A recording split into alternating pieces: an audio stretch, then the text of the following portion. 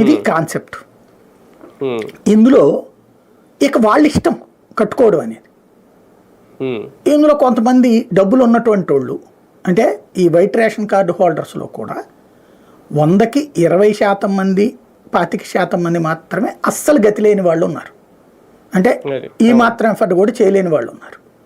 మిగతా వాళ్ళకు ఒక 4-5 లక్షలు పెద్ద కష్టం కాదు. ఆ 4-5 లక్షలు ఖర్చు పెట్టుకోగలిగినటువంటి వాళ్ళు ఇల్లు కట్టేసుకున్నారు. ఎందుకు? ఇవాళ రోజున ఒక మధ్యతరగతి వాడు ఇల్లు కొనుక్కోవాలంటే ఎంత ఉంది?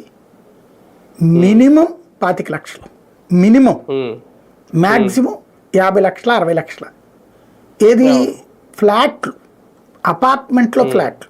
అదే ఇళ్ళు అయితే, ఇండివిజువల్ హౌస్ అయితే అంతే. అలాంటి సిచ్యుయేషన్లో ఇండివిజువల్గా సొంత ఇల్లు 10 లక్షలు వచ్చేస్తుందంటే ఎంత అదృష్టం అండి. ఎక్కువ మంది వైట్ రేషన్ కార్డు ఉన్న మధ్యతరగతి వాళ్ళు కట్టేసుకున్నారు ఇళ్ళు. అవసరమైతే పక్కనోడికి ఇచ్చినటువంటి 1 సెంటు కూడా ఉంటుంది కదా, అది ఇది కలిపి కట్టుకున్న వాళ్ళు కూడా ఉన్నారు. వాళ్ళకి డబ్బులు ఇచ్చేసి, పక్కన పేదవాళ్ళది అనుకోండి, వాళ్ళకి డబ్బులు ఇచ్చేసేసి కలిపి కట్టుకున్నది ఉంది. లేదా అది కట్టిచ్చేసి వీళ్ళే రెండింటిని కలుపుకునేటటువంటి విధంగా సెట్ చేసుకున్న వాళ్ళు కూడా ఉన్నారు. ఇది కళ్ళెదురుకుండా కనబడ్డ నిజం.